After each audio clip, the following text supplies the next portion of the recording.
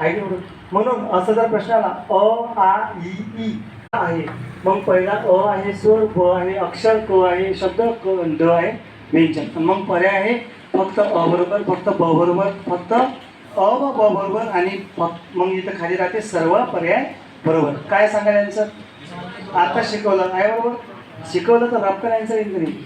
1000 मध्ये 250 पुढे यायचं आन्सर काय सांगा अ आई हे काय आहे अक्षर, म्हणून फक्त तो ब बटा चुकला.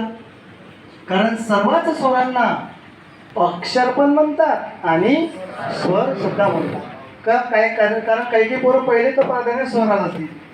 अ आई हे स्वर आहे, पण हे लक्षात घ्या अ आई हे स्वर तर आहेच आहे, पूर्ण उच्चारणाचे समजले जाते ना स्वर, म्हणून त्यांना काय मानजा अक्षर सुद्धा. म्हणून अ व प पर्याय क्रमांक 3 बरोबर अ व प.